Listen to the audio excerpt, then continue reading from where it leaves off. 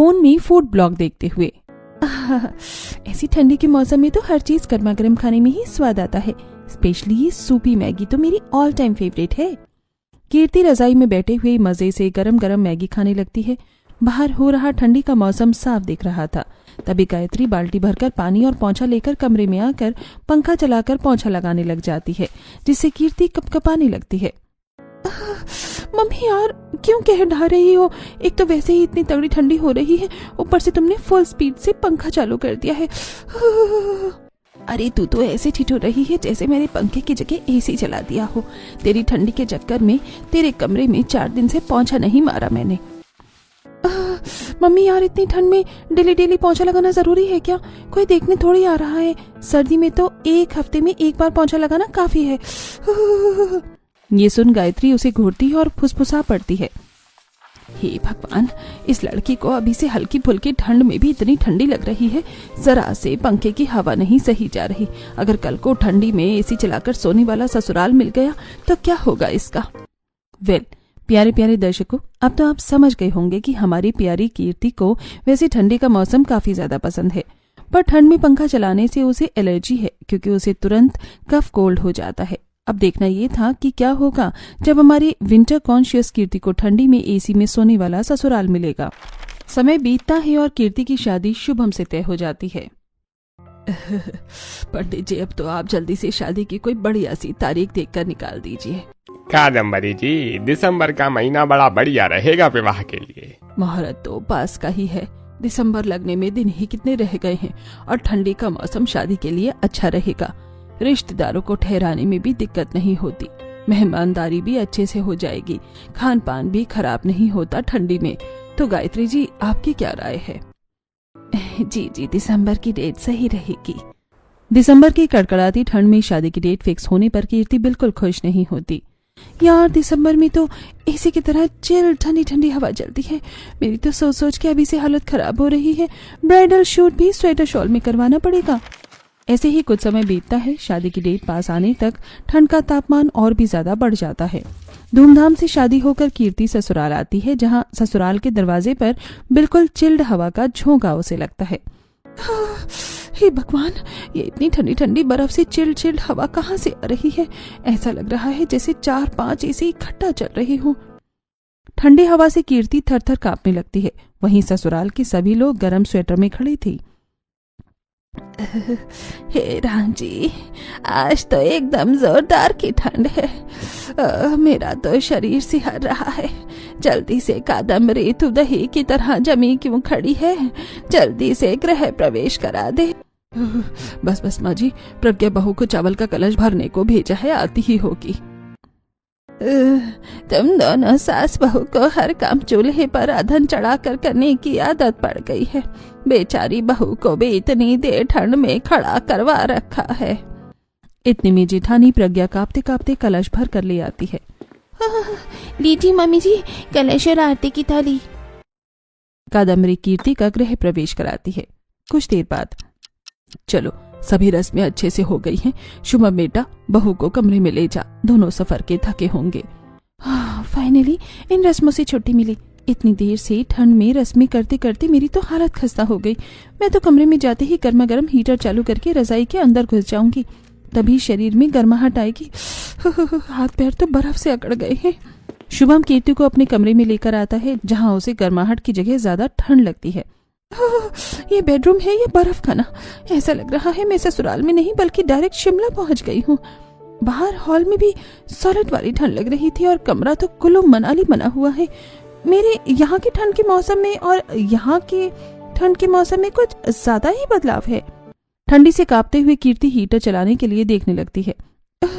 Shubham ji please heater चला दीजिए, मुझे बहुत जोर की ठंडी लग रही है। कीर्ति, कमरे में हीटर नहीं है। क्या कमरे में हीटर नहीं है? तो आप इतनी कड़कड़ाती ठंड में सोते कैसे हैं? मुझे तो सिंगल रजाई में भी गर्मी हो जाती है, हीटर की जरूरत लगती ही नहीं है। कीर्ति कांपते कांपते बेड पर रखी हुई रजाई खोलकर खुद को सर से पैर तक कवर कर लेती है, लेकिन अभी भी उसकी ठंड नहीं भागती है। अरे तुम तो आते ही रजाई में पैक हो गई। कम से कम पहले चेंज तो कर लो। लहंगे में भारी नहीं लग रहा क्या? और मेरा तो शेरवानी में बुरा हाल हो गया है। शुभम जी, आपको चेंज करना है तो कर लीजिए, मैं बाद में चेंज कर लूंगी। फिलहाल मुझे बहुत तगड़ी ठंड लग रही है। मुझे तो इस शेरवानी में भी घुटन हो रही है, मैं चेंज करके आता हूँ। शुभम फटाफट से अलमारी के अंदर से नाइट ड्रेस निकालकर चेंज करने चला जाता है। वहीं कुछ मिनट में रजाई की गर्माहट से कीर्ति को नींद आ जाती है, मगर आधी रात होते ही एक बार फिर से चिल्ड सी हवा से ठिठुरते हुए कीर्ति उठकर बैठ जाती है। ये रजाई के अंदर इतनी चिल्ड हवा कहाँ से घुस रही है? कहीं कोई खिड़की दरवाजा खुला तो नहीं छूट गया? एक बार उठकर चेक कर लेती हूँ। रजाई भी बिल्कुल बर्फ की तरह ठंडी हो रही है। ठंड से सिकुड़ते हुए कीर्ति रजाई में से निकलकर खिड़की और दरवाजे अच्छी तरीके से देखती है, जो कि बंद होते हैं। खिड़की दरवाजे दोनों तो बंद है, पर ये बर्फ की तरह ठंडी ठंडी हवा कौन से खुफिया सुराग से आ रही है? मेरी तो हड्डियां ठंडी पड़ गई हैं। तभी कीर्ति का ध्यान कमरे में एसी पर जाता है, जो फुल स्पीड में चल रहा होता है, जिसे देखकर ठंड में उसके दांत किटकिटाने लगते हैं। ये एसी कैसे चल रहा है? लगता है शुभम से गलती से चालू हो गया होगा। बंद कर देती हूँ। एसी बंद करके कीर्ति रजाई ओढ़कर सो जाती है, लेकिन 5 मिनट में ही शुभम पसीने से परेशान होकर उठ गया। अरे ये एसी बंद किसने कर दिया? तभी कहूँ मुझे रजाई में इतनी घुटन क्यों हो रही है? शुभम फुल टेम्परेचर पर एसी चालू करके सो जाता है। अरे ये एसी के रिमोट के हाथ पे निकल आए हैं क्या? अपने आप चालू हो जाता है ये? फिर से कैसे चल गया? दाल में कुछ तो काला है। शुभम जी उठिए, उठिए ना। क्या यार कीर्ति, प्लीज सो जाओ, मैं बहुत ज्यादा थका हुआ हूँ, मुझे सोने दो। इतनी बढ़िया एसी की फ्रेश हवा चल रही है। मतलब कि एसी इन्होंने चलाया था? मुझे तो ऐसा लग रहा है जैसे मेरे पति के दिमाग में पेच ढीला हो गया है, वरना इतनी कड़कड़ाती ठंडी के मौसम में एसी चालू करके कौन सोता है? पूरा का पूरा कमरा एसी चलाकर चिल्ड कर रखा है। एक काम करती हूँ, निकिता के कमरे में जाकर सो जाती हूँ। इतनी ठंड में सोने से सुबह तक तो मेरा राम नाम सत्य हो जाएगा। कीर्ति तकिया उठाकर कांपते कांपते अपनी ननंद निकिता के कमरे में आती है, लेकिन वहां भी हाई टेम्परेचर में एसी चल रहा था, जिससे कमरा बर्फ बना हुआ था। हे भगवान, ये लड़की भी फुल टेम्परेचर में एसी चालू करके सोई पड़ी है। सभी के अंदर कुछ ज्यादा ही गर्मी है, तभी तो इतनी ठंड के मौसम में एसी चालू करके सो रहे हैं। यहाँ इतनी ठंड में सोने पर मेरा तो दम ही निकल जाएगा। बेचारी बहू वापस तकिया लेकर अपने कमरे में आ जाती है और एसी का टेम्परेचर कम करके सोने की कोशिश करती है, लेकिन ठंड में सारी रात करवट ही बदलती रहती है। हे भगवान, एसी चलाने की वजह से रजाई भी बिल्कुल बर्फ की तरह ठंडी ठंडी हो गई है। ऐसा लग रहा है जैसे कि मैं गीली रजाई ओढ़कर सो रही हूँ। ऐसे तो नींद आने से ही रही, कोई तो जुगाड़ लगाना पड़ेगा। इतना कहकर अब कीर्ति बिस्तर से ठिठुरते हुए उठकर कुछ और ओढ़ने के लिए ढूंढने लगती है। कमरे में एक एक्स्ट्रा रजाई और बिस्तर भी नहीं रखा। इस सिंगल रजाई में तो मेरी हड्डी पसली जमने को हो रही है। बेचारी किसी तरह हाथ पैर सिकोड़ कर सो जाती है, लेकिन रात भर एसी चलने की वजह से सुबह तक उसकी नाक जम जाती है। तभी जैसे ही उसे थोड़ी सी नींद आती है कि सुबह के 5 बजते ही शीला चाय के लिए दरवाजा बजाती है। बहू, ओ बहू, चल जल्दी से उठकर नहा धोकर रसोई में आ जा, चाय पानी बनाने का टाइम हो रहा है। हे भगवान, एक तो रात भर मेरे पति ने ठंड में एसी चालू करके आफत मचा रखी थी, नींद भी नहीं आई, और अब ये दादी माँ को करेक्ट 5 बजे चाय चाहिए। अरे अभी तो जाकर थोड़ी सी नींद आई थी, कबाब में हड्डी बनने के लिए आ गई। बेचारी बहू कुड़कुड़ाते हुए ठंड में नहा धोकर नाक सिकोड़ते हुए रसोई में आती है। हे भगवान, मेरी नाक बिल्कुल बंद हो गई है। अरे पोता बहू, तेरी नाक तो बिल्कुल टमाटर की तरह लाल हो गई है। शुभम ने रात को एसी चालू नहीं किया था क्या? तभी तुझको मच्छर काट खा गए। मुझको तो एसी के बगैर नींद ही नहीं आती है। शीला की भी ठंड में एसी चालू करके सोने की बात सुनकर तो जैसे कीर्ति को 440 वोल्ट का झटका लगता है। मेरी दादी सास में भी बुढ़ापे में जवानी जाग रही है, तभी तो इतनी कड़कड़ाती ठंड में ये भी एसी चालू करके सोती हैं। पूरा का पूरा खानदान ही खिसका हुआ है। तभी तो ठंड में बगैर एसी के कोई सोता ही नहीं है। मैं तो कसम से बड़ा पछता रही हूँ इस घर में शादी करके। चिड़चिड़ करते हुए कीर्ति चूल्हा साफ करके चाय रखती है और अपने हाथ सेकने लगती है। अब जाकर मेरे शरीर को पता चल रहा है कि मेरे हाथ पैर हैं, पर गला अभी भी खराश कर रहा है। एक्स्ट्रा अदरक डालकर ही चाय बना लेती हूँ। कीर्ति फटाफट से फ्रिज के अंदर से ढेर सारा अदरक निकालकर कूटने लगती है। तभी उसकी जेठानी प्रज्ञा किचन में आती है। किचन में कितनी ज्यादा गर्मी हो रही है देवरानी जी, कम से कम तुम्हें चाय बनाते टाइम चिमनी चालू कर देनी चाहिए थी। पर भाभी, मैं तो अभी सिर्फ चाय ही बना रही हूँ, कोई सब्जी थोड़ी ना छौंक रही हूँ जो मिर्च की धांस फैली हुई हो। और वैसे भी अभी तो इतनी ज्यादा ठंडी का मौसम है, चिमनी चलाने की क्या जरूरत है। रसोई में गर्माहट रहेगी तो खाना बनाने में आराम रहेगा।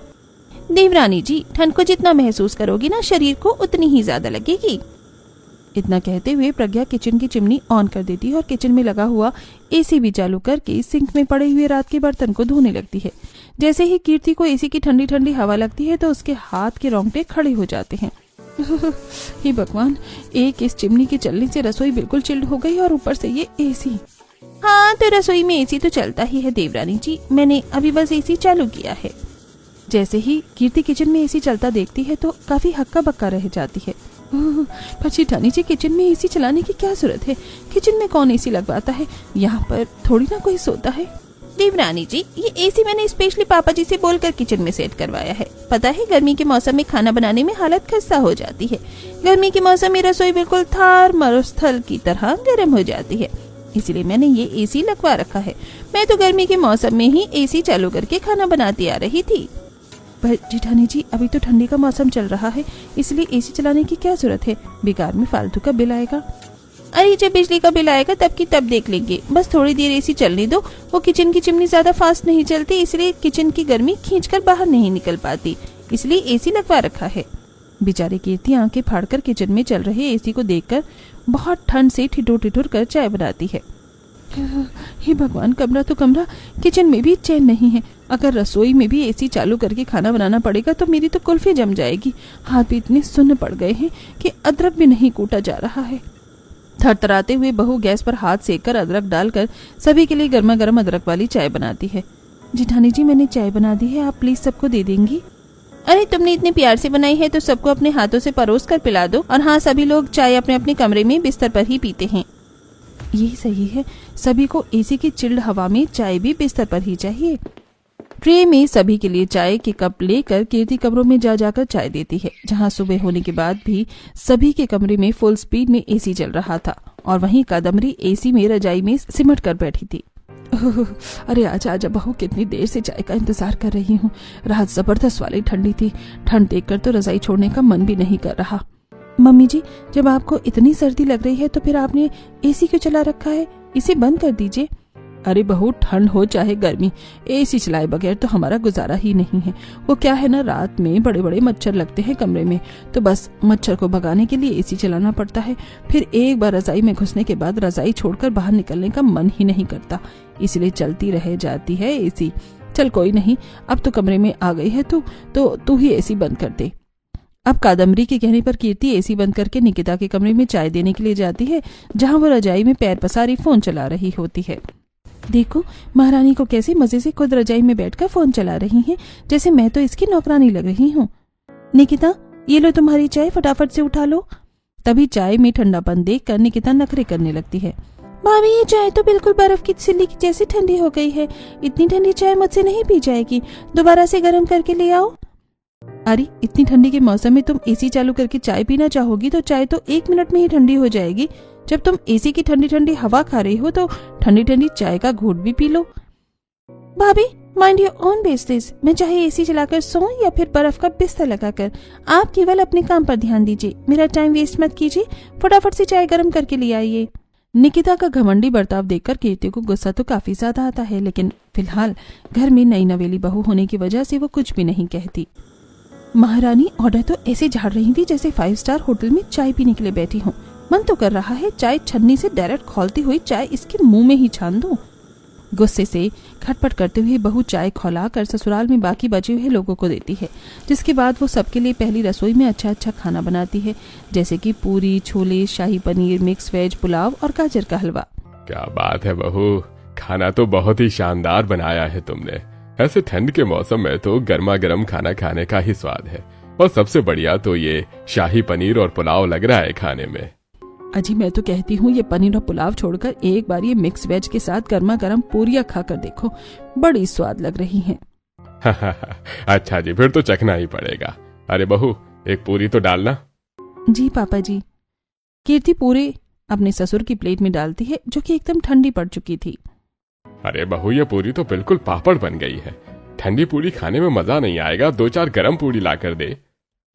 अरे पोता बहू, अब दही की तरह यहाँ पर जमी खड़ी किसी लिए, जाकर गर्मा गर्म पूरियां निकाल कर लेकर आ। पर दादी माँ, ऐसे तो ये वाली पूरी वेस्ट हो जाएगी। बहू, तुझसे जितना कहा जाए उतना कर। तेरा काम है सभी को गर्मा गर्म खाना बनाकर खिलाना और उनका पेट भरवाना। अब जा। कीर्ति, जरा एसी चालू कर देना, गरम खाना खाकर गर्मी लग रही है। जी भैया। गुस्से में लाल पीली होकर बहू एसी चलाकर किचन में आकर गर्म पूरियां बनाती है। वैसे तो सबको ठंडी में एसी चालू करके सोना है, लेकिन खाना सभी को खौलता हुआ ही चाहिए। इसे कहते हैं हाथी के दांत खाने की और दिखाने की और। मेरा बस चले तो सभी के मुंह में ठंडे ठंडे बर्फ के टुकड़े डालकर सभी का मुंह फेविक्विक से चिपका दूं, ताकि इनको ठंड का पता चले। बेचारी सभी को खाना खिलाने के बाद ठंडे पानी से बर्तन साफ करती है, लेकिन हर कमरों में एसी चलाने की वजह से काफी ज्यादा ठंडी बनी रहती है।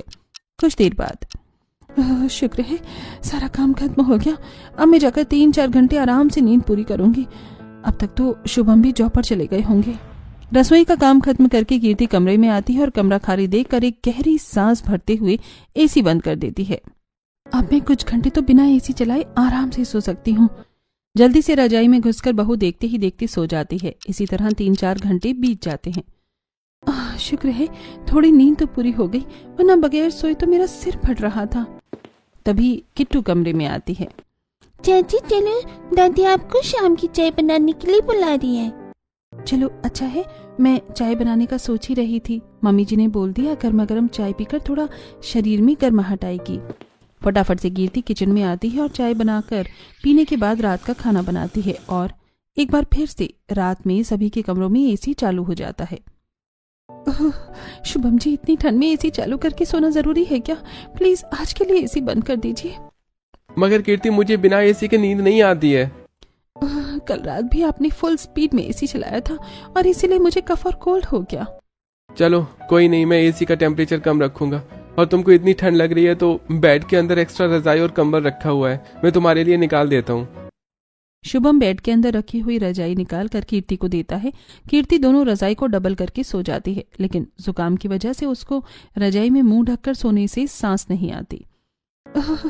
ये डबल रजाई, ऐसा लग रहा है जैसे इसके अंदर मेरा दम निकल जाएगा। कुछ देर के लिए बाहर मुंह निकाल लेती हूँ।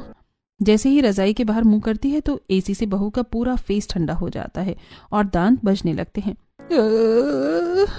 क्या मुसीबत है, पता नहीं कितनी ठंडी हवा खाने का मन करता है इनका। बेचारी बहू रजाई लेकर कमरे से जाकर हॉल में सोफे पर सो जाती है। शुक्र है हॉल में एसी नहीं चल रहा है। अब जब तक ठंड है मैं यहीं पर सोऊंगी। बेचारी को सोए हुए कुछ देर ही होती है, तभी निकिता आधी रात को रजाई ओढ़कर उसके पास आकर फुसफुसाकर उठाती है। भाभी, ओ भाभी, सो गई क्या? निकिता का चेहरा अपनी आंखों के बिल्कुल पास देखकर कीर्ति जोर से चिल्लाती है। भूत भूत, कोई बचाओ मुझको। अरे भाभी, मैं भूत नहीं, निकिता हूँ, आपकी ननंद। तुमने तो मेरे गुर्दे ही हिला दिए थे। इतनी रात को तुम भूत की तरह हॉल में क्यों भटक रही हो? भाभी, मुझे कुछ खाने की क्रेविंग हो रही है, प्लीज कुछ बनाकर दे दो। रात को तुमने डिनर नहीं खाया था? रसोई में रोटी सब्जी रखी हुई है, जाकर खा लो। भाभी, मेरा गर्मा गर्म मैगी खाने का मूड हो रहा है, प्लीज बना दीजिए। बेचारी कीर्ति निकिता को मना नहीं कर पाती और आंखें मलते हुए ठंडी में किचन में जाकर मैगी बनाती है, जहां ठंड की वजह से बाहर काफी ज्यादा कोहरा छाया हुआ था और ठंडी ठंडी हवा चल रही थी। इससे अच्छा तो मैं अपने कमरे में रजाई में ही पड़ी रहती। अपने ही पैर पर कुल्हाड़ी मार ली। हॉल में सोने आकर इसने मुझे मैगी बनाने में लगा दिया। मैगी बनाकर देने के बाद कीर्ति जब रजाई मुंह तक ओढ़कर सो जाती है। अब तो कोई भी आकर मुझे उठा ले, सुबह से पहले मैं सोफे से 1 इंच नहीं हिलने वाली। ऐसे ही कुछ समय बीत जाता है। धीरे धीरे ठंड काफी ज्यादा बढ़ जाती है, लेकिन अभी भी ससुराल वालों का भयंकर ठंड में एसी चालू करके सोना जारी था। एक दिन प्रज्ञा सुबह सुबह दोनों बच्चों को स्कूल के लिए तैयार कर रही होती है। अरे बहू, तू मेरे परपोते को जर्सी पहनाकर स्कूल नहीं भेजती क्या? देख कितनी खांसी हो रखी है इसको। दादी माँ, मैं तो जर्सी टोपी दस्ताना सब कुछ अच्छी तरीके से पहनाकर ही स्कूल भेजती हूँ। पता नहीं फिर इसको खांसी और जुकाम कहाँ से लग जाता है। जिठानी जी, अब आप सब लोग इतनी ठंड के मौसम में रात को एसी चालू करके सोएंगे तो बच्चे को सर्दी जुकाम तो होगा ही।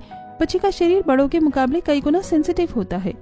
बहू, माना कि हम लोग ठंडी में एसी चलाकर सोते हैं, लेकिन भर भर कर ठंडी में देसी खान पान और घी भी तो खाते हैं।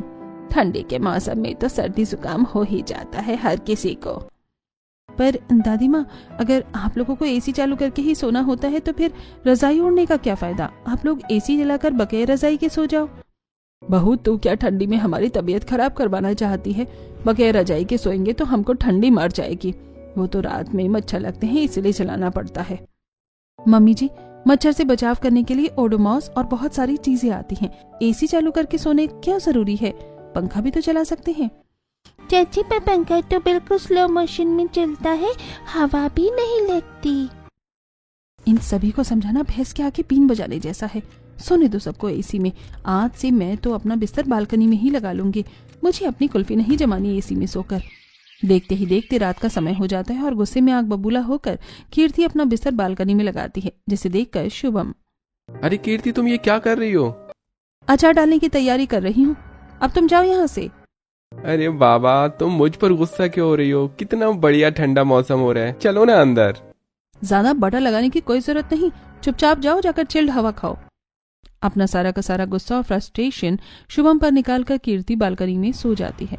लेकिन रात गहराने के साथ काफी ज्यादा ओस पड़ती है, जिसके चलते बालकनी और बिस्तर भी गीला हो जाता है, जिससे सुबह तक कीर्ति की ठंड से हालत खराब हो जाती है। तभी पड़ोसन सुषमा रजाई सुखाने के लिए बालकनी में आती है। भगवान, ये ठंड तो कम होने का नाम ही नहीं ले रही है। आज तो बड़ी ठंडी ठंडी हवा चल रही है, एसी भी फेल है। अरे, ये कादम्बरी की बहू ऐसे बालकनी में क्यों सो रही है ठंड में? अरे ओ कादम्बरी की बहू, क्यों खुले में बालकनी में सोई है? ठंडी लग जाएगी तो लेने के देने पड़ जाएंगे। तभी ठिठुरते हुए कीर्ति जल्दी से उठकर रजाई बिस्तर उठाने लगती है और देखती है कि रजाई बिस्तर गीला हो चुका है। ये रजाई बिस्तर कैसे गीला हो गया? लगता है रात को बारिश हुई थी। ताबड़तोड़ ठंड की वजह से कोहरा जमा हुआ था और ओस की बूंदें गिर रही थी। फटाफट से फ्रेश होकर वो रसोई में जाकर सभी के लिए चाय बनाती है। तभी उसकी सहेली मुक्ति का कॉल आता है। हेलो कीर्ति, कैसी है तू? और बता, कैसे काट रही है शादी के बाद तेरी लाइफ? बहन, बस पूछ मत। मेरे ससुराल वालों ने मेरी तो जिंदगी झंड कर रखी है। अरे, ये तेरी आवाज को क्या हो गया? फटे स्पीकर की तरह बात क्यों कर रही है? कहीं ठंड में आइसक्रीम तो नहीं खा ली? मैं तो जब से शादी होकर आई हूँ, सबको बनाने खिलाने में ही मेरी तो जिंदगी बिजी हो गई रखी है। ऊपर से ठंड में सोने को भी नहीं मिलता। मेरे ससुराल वाले इतनी ठंडी के मौसम में एसी चालू करके सोते हैं। मेरी तो कसम से बैंड बज रखी है। अरे, तेरे ससुराल वाले पागल तो नहीं है? इतनी ठंड में एसी चालू करके कौन सोता है? बस बहन, मैं तो एडजस्ट कर रही हूँ। अरे, तो तू एडजस्ट कर ही क्यों रही है? अगर तुझे ससुराल वालों का एसी में सोना छुड़वाना है तो उन्हें सबक सिखा। कभी कभी जब घी सीधी उंगली से नहीं निकले तो उंगली टेढ़ी करनी पड़ती है। यार, अभी मेरे दिमाग में ना एसी की ठंडक जमी हुई है, तो जलेबी की तरह टेढ़ी मेढ़ी बातें कर मत करना, सीधा बता। मुक्ति कॉल पर कीर्ति को बहुत कुछ बताती है। तेरा प्लान सुनने में तो बहुत ज्यादा धांसू है, मैं ट्राई करती हूँ। अब कुछ ही देर में कीर्ति दूध और शक्कर डालकर सभी के लिए फ्रिज से बिल्कुल ठंडा पैकेट वाला दूध निकालकर बर्फ वाली ठंडी चाय बनाकर लाती है। चलो अच्छा है, आज सब के सब चाय पीने के लिए हॉल में जमा है। आज की चाय पीकर सभी ताता तहिया करेंगे। ला दे पोता बहू चाय, आज तो गले में बड़ी खराश हो रही है। माँ जी, मुझको भी जुकाम ही चढ़ा हुआ है। सभी ने एक साथ चाय की चुस्की ली और बर्फ वाली चाय पीकर सभी के दांत से हर गए। बहू, ये क्या भद्दा मजाक है? तू इतनी ठंडी चाय हमें बर्फ वाली पिला रही है? रसोई में गैस की हड़ताल हो गई है क्या? मम्मी जी, डेली तो आप लोग गर्मा गर्म चाय पीते हैं, आज कुछ अलग हो जाए। मैंने सोचा जब आप लोगों को ठंड में एसी चालू करके ठंडी ठंडी हवा खाकर सोने अच्छा लगता है तो ठंडी ठंडी चाय भी पीने में अच्छी लगेगी। तो क्यों फालतू का गर्मा गर्म चाय बनाकर अदरक, शक्कर, चाय पत्ती का खर्चा करना? सबको कोल्ड टी पिला दी। कैसा टेस्ट था वैसे? एकदम वाहियात और बकवास भाभी। ठंड के मौसम में गर्मा गर्म जायकेदार चाय ही अच्छी लगती है। मेरे तो दांत से हर गए ये बर्फ वाली चाय पीकर। खबरदार जो दोबारा ये एक्सपेरिमेंट किया तो। ठीक है दादी जी, चलिए आप लोग नहा लीजिए, सबके लिए गर्मा गर्म नाश्ता बनाती हूँ। ठंड में नहाने का नाम सुनकर पूरे ससुराल वालों की सिट्टी पिट्टी गुल हो जाती है। ओहो, अरे इतनी ठंड में नाश्ते के लिए नहाना जरूरी है क्या? जी हाँ, नाश्ते के लिए नहाना कंपलसरी है। जो नहीं नहाएगा उसको नाश्ता भी नहीं मिलेगा। बिना नहाए नाश्ते पर पाबंदी लगते देखकर पूरा का पूरा ससुराल आंखें फाड़कर कीर्ति को देखने लगता है। अरे बहू, पानी भागे थोड़ी जा रहा है, थोड़ा धूप निकल जाने दे, उसके बाद नहा भी लेंगे। वैसे भी मन चंगा तो कटौती में गंगा। हाँ बहू, पहले पेट पूजा करवा दे, उसके बाद नहाना देखा जाएगा। पापा जी, आप लोग भरपेट नाश्ता करने के बाद फिर से एसी चालू करके रजाई में जाकर पसर जाएंगे। अरे 10 दिन हो गए आप सभी को नहाए हुए। सभी के शरीर में 2.5 किलो से ज्यादा मैल जमी हुई है। जाकर नहा लीजिए, वरना। कीर्ति की जिद करने पर पूरा ससुराल ठंड में नहाने के लिए जाता है। ठंड की वजह से बाथरूम बिल्कुल चिल्ड था। मम्मी, मुझको ठंडी बहुत लग रही है, मुझको नहीं नहाना है। मुझे नहाने के बाद हल्का और फ्रेश महसूस होगा। चलो फटाफट से नहा लो। सभी के सभी नहाना शुरू करते हैं। शुरू में तो टोटो में गीजर का गर्मा गर्म पानी आता है, लेकिन अब कीर्ति गीजर वाले गर्म पानी का कनेक्शन बंद कर देती है, जिससे कि टोटी में बर्फ की तरह ठंडा ठंडा पानी आता है। भगवान, ये गीजर मशीन में इतना ठंडा ठंडा पानी कहाँ से आ रहा है? इसके आगे तो एसी की हवा भी फेल है। कीर्ति भाभी, अरे ओ कीर्ति भाभी, देखना गीजर का बटन बंद है क्या? ठंडा पानी आ रहा है। नहीं तो, गीजर का कनेक्शन तो ऑन है। लगता है गर्म पानी खत्म हो गया है।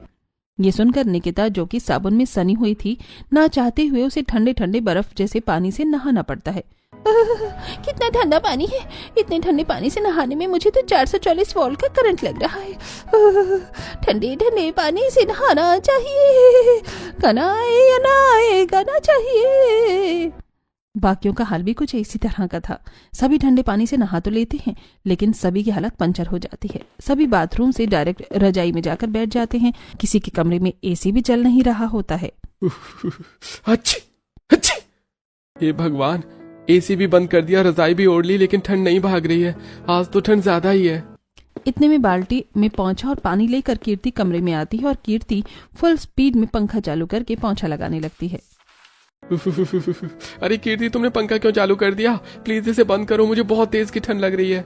बस 2 मिनट शुभम जी, अभी पंखा बंद कर दूंगी, पोंछा सूख जाए बस। वैसे भी लोहे को लोहा काटता है। ठंड में थर थर करते हुए शुभम रजाई मुंह तक ओढ़ लेता है।